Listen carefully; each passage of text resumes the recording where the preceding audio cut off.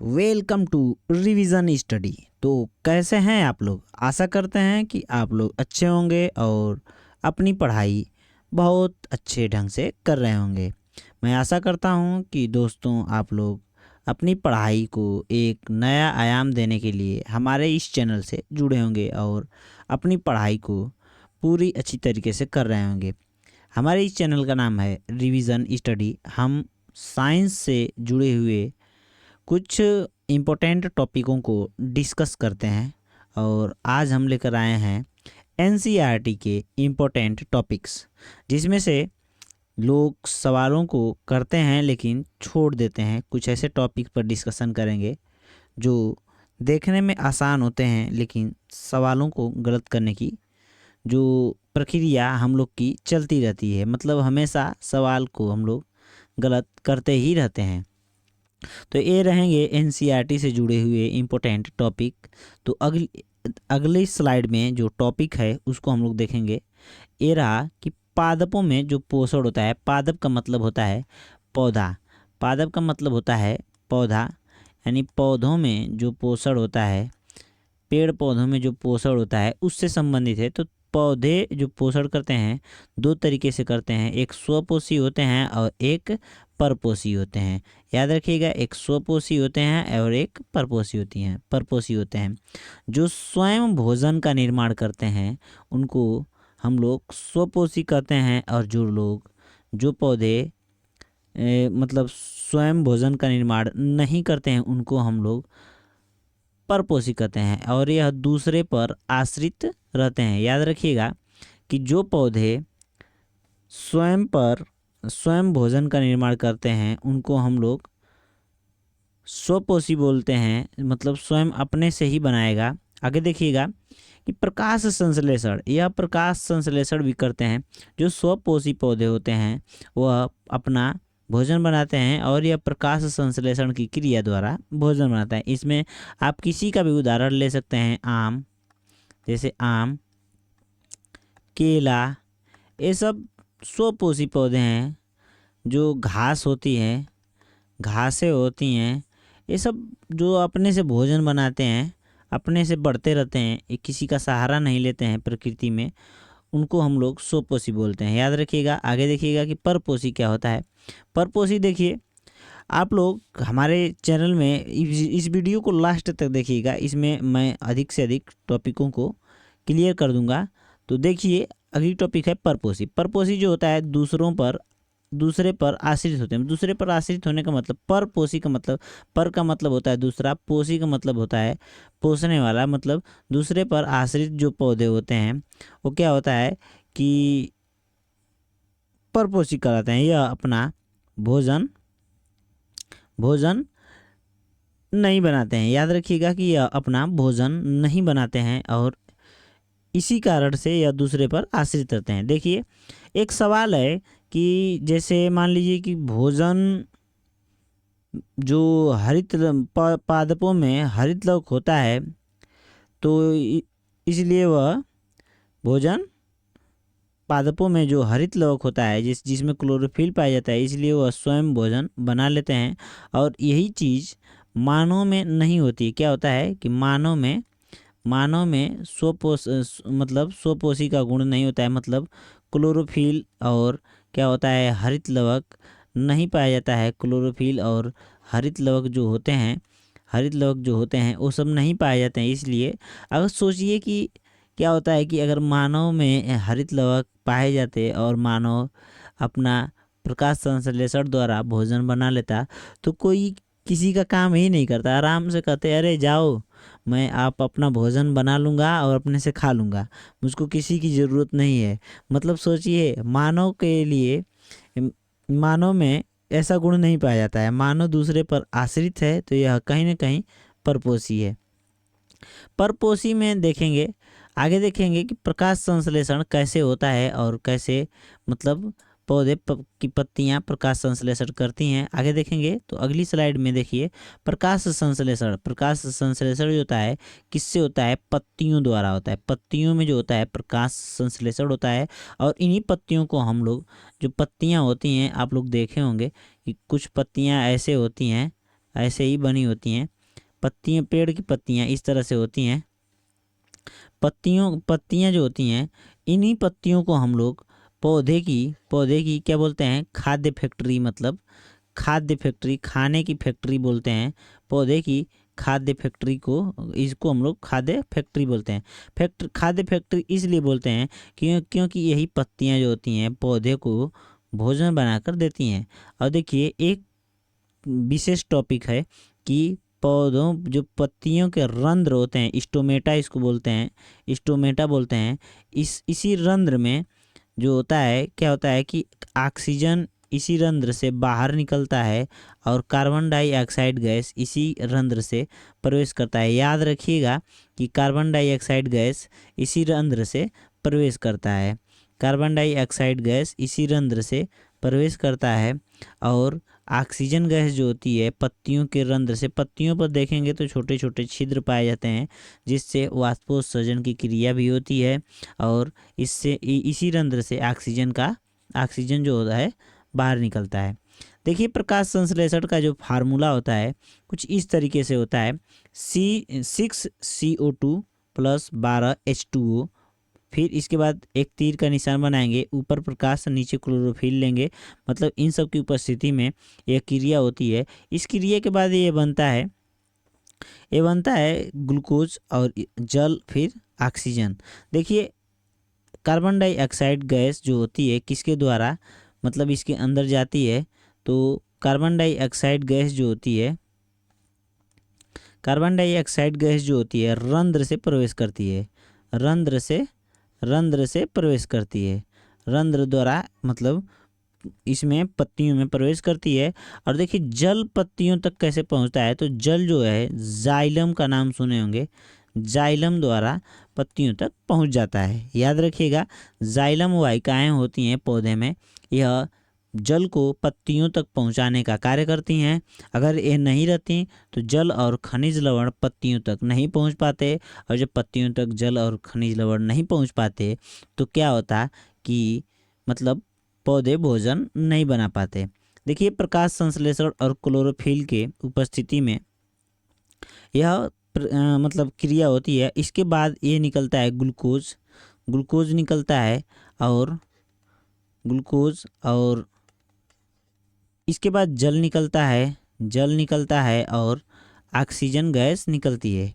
याद रखिएगा oxygen gas भी रंध्र द्वारा ही निकलती है बाहर, ऑक्सीजन गैस भी रंध्र द्वारा ही बाहर निकलती है। अब देखिए कार्बन डाइऑक्साइड गैस रंध्र द्वारा अंदर आती है और ऑक्सीजन गैस रंध्र द्वारा बाहर निकलती है, मतलब जाने का भी दरवाज़ा वही है और आने का भी दरवाज़ा वही है। अब देखिए कि क्लोरोफिल क्या करता है, कि क्लोरोफिल जो होता है, याद रखिएगा इस प्रकाश संश्लेषण की क्रिया में आप लोग अगर ऐसे नहीं पढ़े होंगे तो एक बार ध्यान से पढ़ लीजिए कि क्लोरोफिल जो होता है ऊर्जा को संग्रहण करने में सहायता क्या करता है, ऊर्जा को संग्रहण करता है, ऊर्जा का संग्रहण करने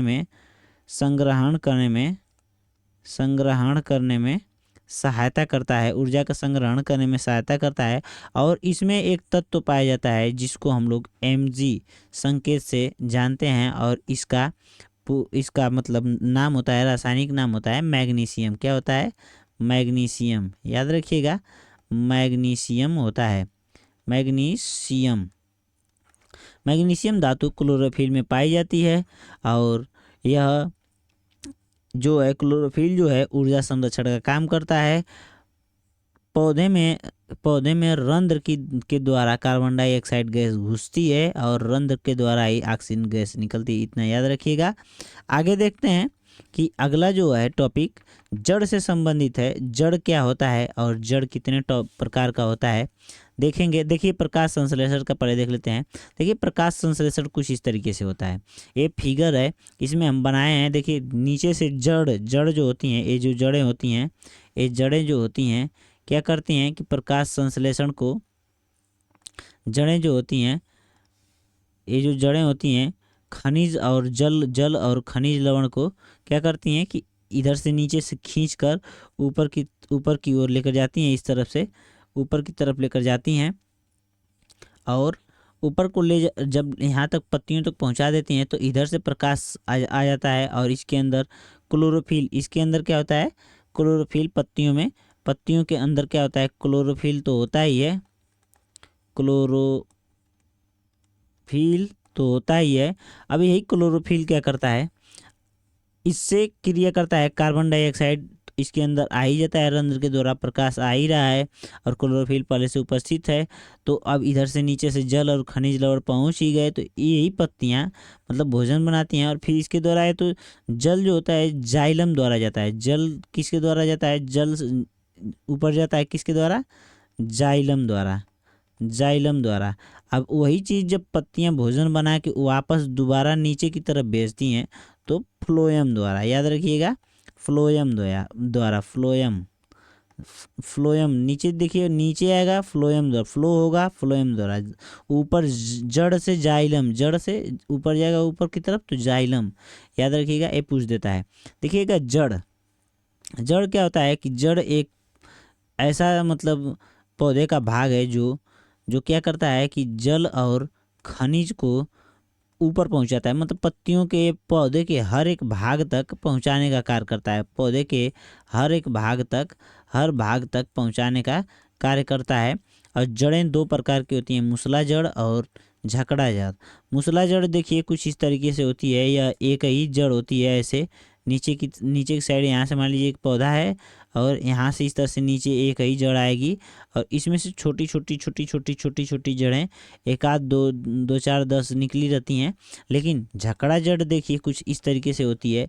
झकड़ा जड़ जो होती है एक ही यहीं से ऊपर से ही पूरा मतलब ऐसे फैल जाएगी और इसकी कोई एक जड़ नहीं होती है, परमानेंट एक जड़ नहीं होती। इससे आप लोग याद रखिएगा कि जड़ें जो होती हैं दो प्रकार की होती हैं।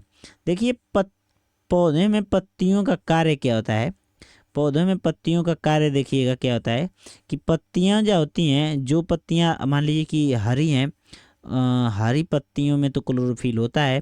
तो क्या ऐसा होता है कि जो पत्तियां दूसरे रंग की हैं उसमें क्लोरोफिल नहीं होता है, ऐसा नहीं है। क्लोरोफिल हर एक रंग की पत्ती में पाया जाता है। पत्ती है तो उसके अंदर किसी भी रंग की पत्ती हो तो उसके अंदर क्या होगा कि क्लोरोफिल पाई जाएगा, यानी लाल रंग की पत्ती होगी तभी भी, पीला होगी तभी भी। अब देखिए और कभी कभी बैगनी रंग की पत्तियां होती हैं, आप लोग गार्डन में जाएंगे तो ऐसा देखेंगे कि बैगनी बैगनी रंग की पत्तियां जो होती हैं पाई जाती हैं, बैगनी रंग की पत्तियां पाई जाती हैं। तो क्या होता है कि ऐसा आप लोग देखेंगे कि मतलब ये सब गार्डन वार्डन में जाएंगे तो फूल और झाड़ियाँ लगाई रहती हैं तो उनके पत्तियाँ अलग अलग रंग की होती हैं। तो क्या वो नहीं प्रकाश संश्लेषण करती हैं क्योंकि उसमें उसके अंदर क्या होता है क्लोरोफिल पाया जाता है।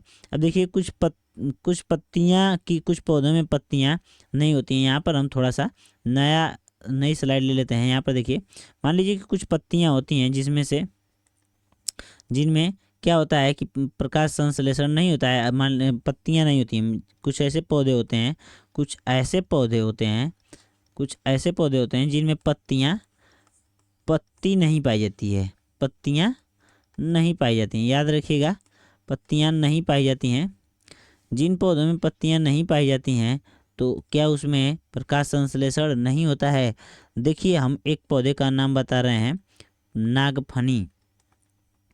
नागफनी यह एक रेगिस्तानी पौधा है।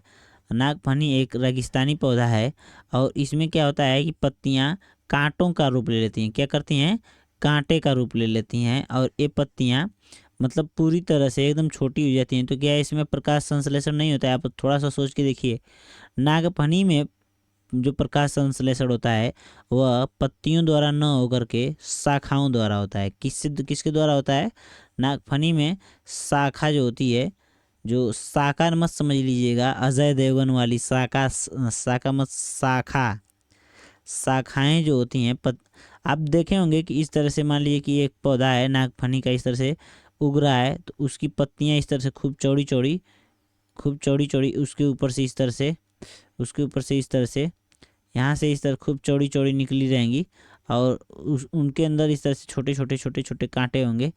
तो एक एक ये तो पत्तियां जो हैं कांटों का रूप ले लेती हैं। रेगिस्तान में पत्तियां कांटों का रूप इसलिए ले लेती हैं कि मतलब जो होता है ना कि जब पौधे में पानी की कमी होती है तो उस कमी उसमें क्या होता है कि वाष्पोत्सर्जन भी तो होता है। उस वाष्पोत्सर्जन से बचने के लिए पत्तियां कांटों का रूप ले लेती हैं और यही कांटों के रूप लेने की वजह से वाष्पोत्सर्जन की क्रिया कम होती है, यानी पौधे से पानी बाहर कम निकल पाता है। जब पौधे से पानी बाहर कम निकल पाता है तो क्या होता है कि पौधे ज़्यादा दिन तक जीवित रहते हैं। यानी नागफनी कुछ ऐसे ही काम करती है। नागफनी एक पौधा है जो रेगिस्तान में अपने अपने पत्तियों को कांटे का रूप दे देता है और जिससे वाष्पोत्सर्जन की क्रिया बहुत कम होती है।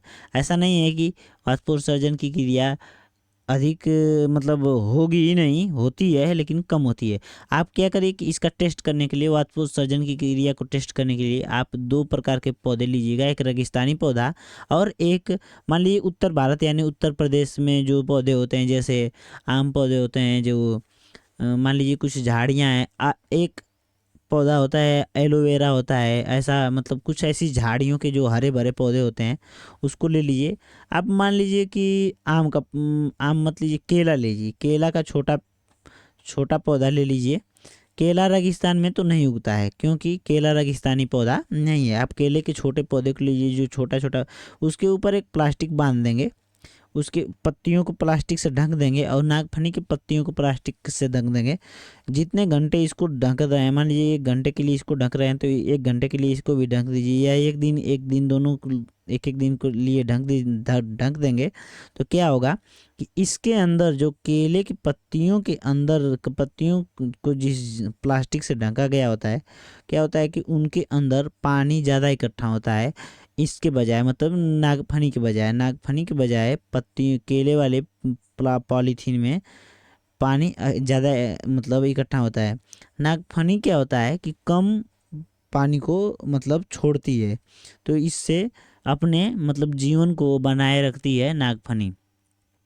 नागफनी बहुत मतलब अपने आप को संतुलन के लिए बनाने के लिए वो कांटेदार रूप ले लेती है। आगे देखते हैं कि पौधे में जो कार्बोहाइड्रेट होता है, पौधे में कार्बोहाइड्रेट का निर्माण जो होता है तो उसमें कार्बोहाइड्रेट में कौन कौन से तत्व होते हैं। देखिए, कार्बोहाइड्रेट बनना जब होता है तो इसमें कार्बन, हाइड्रोजन और नाइट्रोजन पाया जाता है। लेकिन वहीं पर पौधे में प्रोटीन की भी तो आवश्यकता होती है। तो प्रोटीन की आवश्यकता के लिए प्रोटीन क्या है, एक नाइट्रोजनी जो यौगिक है, नाइट्रोजन से बना यौगिक है प्रोटीन। तो इसके लिए नाइट्रोजन की ज़रूरत होती है और पौधों में नाइट्रोजन नहीं पाया जाता है, कार्बोहाइड्रेट पाया जाता है। तो कार्बोहाइड्रेट जब पाया जाता है तो इसमें नाइट्रोजन की उपस्थिति के लिए पौधे क्या करते हैं कि एक जीवाणु की सहायता लेते हैं। क्या करते हैं, जीवाणु की सहायता लेते हैं। किस जीवाणु की सहायता लेते हैं, याद रखिएगा, आप लोग को पता होगा कि अगर आप लोगों को पता है तो इस जीवाणु का नाम आप लोग बताइएगा। मैं छोड़िए, चलिए मैं बता देता हूँ। इस जीवाणु का नाम है राइजोबियम। क्या होता है, राइजोबियम। राइजोबियम एक जीवाणु होता है। आप लोग देखे होंगे दलहनी पौधा, क्या है, दलहनी पौधे जो होते हैं जैसे चना, मटर, इन सब के पौधों को देखेंगे तो उसमें गांठ जैसे इस तरह से फूला फूला होता है, इस तरह से गांठ जैसे होता है। तो यही होता है राइजोबियम। वह राइजोबियम क्या करता है कि दलहनी पौधों की जड़ों में इकट्ठा होकर ज़मीन से नाइट्रोजन को स्टोर करके उसको नाइट्रेट में बदल के पौधों को दे देता है। अब देखिए अगली स्लाइड में देखेंगे कि पौधों में पोषण किस तरीके से होता है। हमने बताया था आपको कि पौधों में पोषण 2 तरीके से होता है, स्वपोषी और परपोषी।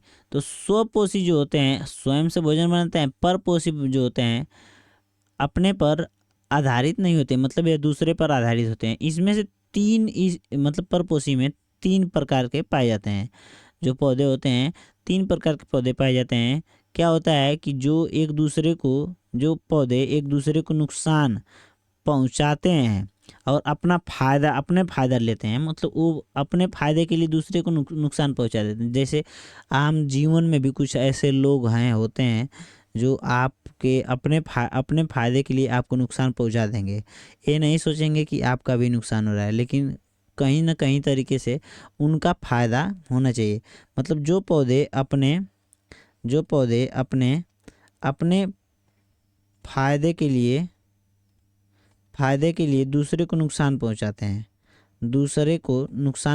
हैं, वो क्या कहलाते हैं? परजीवी कहलाते हैं। अब देखिए कि वो पौधे जो दूसरे को लाभ पहुंचाते हैं, एक दूसरे को लाभ पहुंचाते हैं, मिलजुल के रहते हैं, वो क्या कहलाते हैं? कि सहजीवी कहलाते हैं। और जो पौधे मरे हुए जीवों से अपना पोषण प्राप्त करते हैं वो मृतोपजीवी कहलाते हैं। मतलब मरे हुए चीज़ों से अपना भोजन प्राप्त करते हैं, वो क्या कहलाते हैं? कि मृतोपजीवी कहलाते हैं। अब देखिएगा कि सहजीवी में क्या आता है। एक चीज़ और देख लीजिए, छोटा सा है। एक होता है घटपरड़ी। क्या? घटपरड़ी। घटपरड़ी नाम का एक पौधा होता है, इसको हम लोग पीचर प्लांट भी बोलते हैं। यह क्या होता है कि यह पत्तियों का रूपांतरण कर लेता है। क्या करता है? पत्तियों को बदल लेता है, पत्तियों का रूपांतरण करता है, रूपांतरण करता है। और यह क्या होता है? नाइट्रोजन की आपूर्ति के लिए क्या करता है? जंतुओं को मारता है, जीवों को अपनी तरफ आकर्षित करेगा, पत्तियों को रूपांतरण करके एक क्या करता है कि घड़े नुमा बना लेता है। ऐसे ऐसे मतलब पौधे में इस तरह से जुड़ा रहेगा, ये पौधे में इस तरह से जुड़ा रहेगा। ये मान लीजिए पौधा है, इधर से भी इस तरह से बना लेगा, इस तरह से लटका लेगा अपने पौधे में, इस तरह से खूब सुंदर इस तरह से घड़े। और इसमें क्या करते हैं कि भौरे और जो अन्य छोटे छोटे जीव कीट पतंग होते हैं इसमें आके बैठते हैं और इसके रसांकुर को चूसने लगते हैं। बस धीरे से ऊपर से बंद कर लेगा अपने मुंह को। तो यही होता है कि नाइट्रोजन की आपूर्ति के लिए क्या करता है? जीवों को मारता है, मारने का काम करता है, जीवों को मारता है। क्या करता है? मारता है, जीवों को मारता है। ये जो घटपरड़ी पौधा है, पीचर प्लांट इसको बोलते हैं।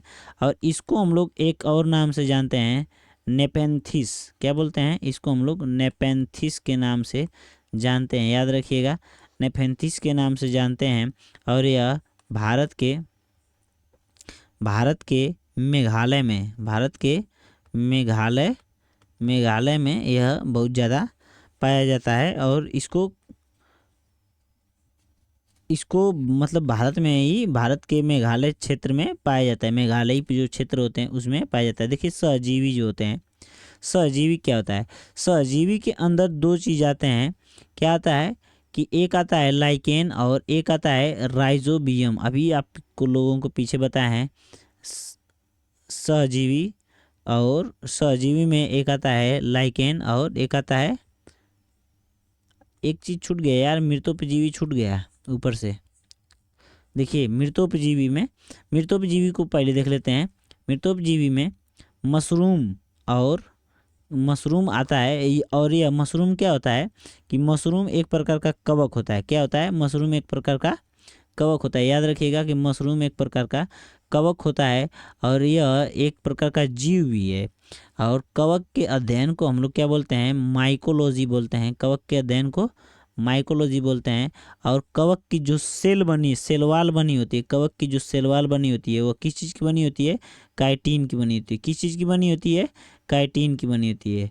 कवक की सेलवाल काइटिन की बनी होती है। और देखिए कवक का जो अध्ययन होता है हम लोग किस चीज़ में करते हैं? माइकोलॉजी, याद रखिएगा, कवक के अध्ययन को माइकोलॉजी कहते हैं।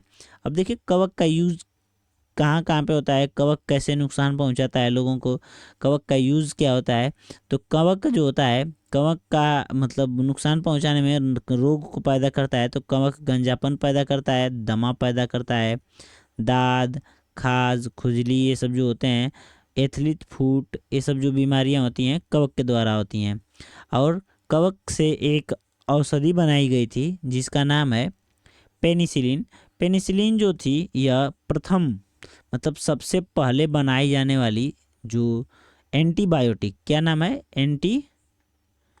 एंटीबायोटिक जो दवा थी, एंटीबायोटिक दवा थी, याद रखिएगा। और इसकी खोज किसने की थी, फ्लेमिंग ने की थी। किसने की थी, फ्लेमिंग ने की थी। एंटीबायोटिक जो पेनिसिलिन एंटीबायोटिक थी, इसकी खोज फ्लेमिंग ने की थी। अलेक्जेंडर फ्लेमिंग नाम के वैज्ञानिक थे, इन्होंने की थी, याद रखिएगा, ये सब पूछ देता है। आगे देखते हैं, ये तो बता दिए हैं परपोसी, ये भी बता दिए हैं, इसको भी बता दिए हैं। आगे ए वाला है घटपड़ी भी बता दिए। सहजीवी है, सहजीवी है। और यह एक अंतिम है, सहजीवी में लाइकेन और राइजोबियम है। लाइकेन क्या करता है कि लाइकेन किस चीज़ से सहजीवन करता है, तो लाइकेन क्या होता है कि शैवाल और कवक, शैवाल और कवक से सहजीवन में रहता है। लाइकेन शैवाल और कवक के सहजीवन में रहता है। और क्या करता है, देखिए जो शैवाल होता है, शैवाल में तो क्लोरोफिल पाया जाता है, लेकिन कवक में क्लोरोफिल नहीं पाया जाता है। कवक क्या करता है, शैवाल को रहने का स्थान देता है, और शैवाल जो है कवक के लिए जल और पोषण उपलब्ध कराता है। मतलब ये है कि ये दोनों एक दूसरे से मिलजुल के रहते हैं, और इन दोनों के मिलजुल के रहने से लाइकेन का निर्माण होता है। और लाइकेन से सवाल पूछता है कि जब प्रदूषण होता है, प्रदूषण ऐसे नहीं लिखा जाएगा, थोड़ी सी एक सेकंड मिटा दें इसको, ऐसे होता है प्रदूषण जब होता है, जिस शहर में प्रदूषण होता है उस शहर में लाइकेन पैदा ही नहीं होता है। लाइकेन जो होता है वह पैदा ही नहीं होता है। तो इससे हम लोग कह सकते हैं कि पूरे शहर में प्रदूषण फैल गया है, लाइकेन पैदा नहीं हो रहा है। लाइकेन अगर कहीं उग रहा है तो उसका एक प्रतीक है कि उस शहर में प्रदूषण रेटिंग कम है, बहुत कम है। अब देखिए राइजोबियम क्या होता है कि राइजोबियम एक प्रकार का जीवाणु होता है, और यह कहाँ पर पाया जाता है कि मतलब दलहनी फसलों में पाया जाता है। दलहनी फसलें जो होती हैं जैसे चना के जड़ों में पाया जाता है, मटर और जो ये सब, इससे जो दलहनी पौधे होते हैं इन सब से जुड़े हुए, तो क्या होता है कि इनकी जड़ें जो होती हैं राइजोबियम के लिए दलहनी फसलों की जो जड़ें होती हैं राइजोबियम को रहने के लिए स्थान देती हैं। क्या करती हैं, इनकी जो जड़ें जो होती हैं इसको क्या करती हैं, स्थान देती हैं। और ये क्या करता है, राइजोबियम क्या करता है, इन पौधों के लिए क्या करता है, प्रोटीन बनाता है। प्रोटीन नहीं, नाइट्रोजन को बदल के नाइट्रेट में, मतलब इसको नाइट्रोजन स्थिरीकरण करके नाइट्रोजन को बदल करके इन पौधों को नाइट्रोजन देता है। तो आशा करते हैं कि आप लोगों को ये सब टॉपिक समझ में आई होगी। तो एक बार हम आप लोग को बता देते हैं कि क्या क्या आज हम लोग पढ़े हैं। स्वपोषी, परपोषी, प्रकाश संश्लेषण, फिर उसके बाद प्रकाश संश्लेषण की क्रिया पढ़े हैं, और उसके बाद हम लोग पढ़े हैं जड़ पत्तियों में प्रकाश संश्लेषण कैसे होता है, इसको पढ़े हैं। थोड़ा सा तेज़ी से देखेंगे, फिर उसके बाद देखेंगे पौधे और पत्तियों में कैसे कैसे मतलब कांटे में बदल जाती हैं। और देखिए इसके बाद पढ़े हैं कि पौधे में जो कार्बोहाइड्रेट होता है और प्रोटीन होता है, प्रोटीन पाने के लिए नाइट्रोजन ज़रूरी होता है। तो नाइट्रोजन की मतलब आवश्यकता के लिए जीवाणु एक होता है जिसको हम लोग राइजोबियम बोलते हैं। राइजोबियम जीवाणु जो होता है पौधे में नाइट्रोजन को बनाए रखने के लिए ज़मीन से नाइट्रोजन को खींचता है और इसको नाइट्रेट में बदल के पौधे को दे देता है। इसको हम लोग पढ़े हैं। और उसके बाद हम लोग पढ़े हैं इसको पोषण, स्वपोषी और परपोषी होता है। इसमें 3 प्रकार के होते हैं परपोषी में, परजीवी, सहजीवी और मृतोपजीवी। परजीवी जो होते हैं, परजीवी वो होते हैं जो अपने फायदे के लिए दूसरे को नुकसान पहुंचा दें, भले से आपके मतलब उसको कुछ भी हो जाए। सहजीवी उसको बोलते हैं जो परजीवी का, देखिए परजीवी पौधा में एक होता है अमरबेल, इसका उदाहरण है अमरबेल। बेल इसका उदाहरण होता है। अमर बेल एक ऐसा पौधा होता है जिसके ऊपर लिपट जाता है तो उस पौधे को सुखा ही देता है। मतलब यह अपने फायदे के लिए दूसरे को मार देता है। सहजीवी के में पढ़े हैं लाइकेन, और लाइकेन का उदाहरण पढ़े हैं हम लोग। मृतोपजीवी में पढ़े हैं जो कवक होते हैं, मशरूम होता है, उसके बारे में पढ़े हैं। आगे देखिएगा कि मृतोपजीवी में ये सब पढ़े हैं कवक। आगे देखिएगा घटपरड़ी के बारे में पढ़े हैं। घटपरड़ी एक क्या होता है कि पत्तियों का रूपांतरण होता है। एक एक पौधे होता है, यह पौधा होता है इस तरह से, मान लीजिए पत्तियां होनी चाहिए तो यह क्या करता है कि यह पत्तियों को घड़े के रूप में इस तरह से नीचे लटका लेता है। और इसमें नीचे लटकाने के बाद क्या करता है कि यह इस पर कीट पतंग आते हैं, बस ऊपर से यह अपना मुंह बंद कर लेता है। इन कीटों को बहुत बेरहमी से मारकर इसके अंदर से कीटों से नाइट्रोजन को स्थिरीकरण करके अपना काम चला लेता है। बहुत खतरनाक पौधा होता है। और उसके बाद हम लोग सहजीवन लाइकेन और राइजोबियम पढ़ते हैं। लाइकेन का यूज़ होता है प्रदूषण को चेक करने के लिए। जहाँ पर प्रदूषण मतलब ज़्यादा होता है वहाँ पर लाइकेन पैदा ही नहीं होता है। और उसके बाद ये रहा आज का, इतना ही टॉपिक था। तो वीडियो को देखने के लिए धन्यवाद। और यदि आप लोग नए हैं तो हमारे चैनल को सब्सक्राइब तो कर ही लीजिए और लाइक का बटन दबा दीजिए। चैनल को सबसे पहले आप लोग सब्सक्राइब कर लीजिए। मुझको ऐसा लगता है कि आप लोग पूरी वीडियो देखते हैं और अपने दोस्तों को नहीं भेजते हैं। तो मैं आशा करता हूं, मैं इतनी मेहनत कर रहा हूं आप लोगों के लिए, तो आप लोग थोड़ी अपने दोस्तों को कहिए कि एक नए चैनल पर आप लोग जुड़िए। मैं ऐसा वादा करता हूं कि आप लोगों से कोई भी बकवासबाजी नहीं होगी। जो भी पढ़ाई के कंटेंट होंगे सीधे पढ़ाई और पढ़ाई और पढ़ाई। तो मैं आशा करता हूं कि आप लोगों को ऐसा कंटेंट दूंगा जो जिसको पेपर में जो आता है। और मैं अपनी एक चीज़ बता देता हूं कि मैंने कई परीक्षाओं में अच्छे स्कोर भी किए। और परीक्षाओं में स्कोर करने से ये नहीं होता है कि मतलब आपका सिलेक्शन न होने से ऐसा नहीं होता है कि आपने पढ़ाई नहीं की है।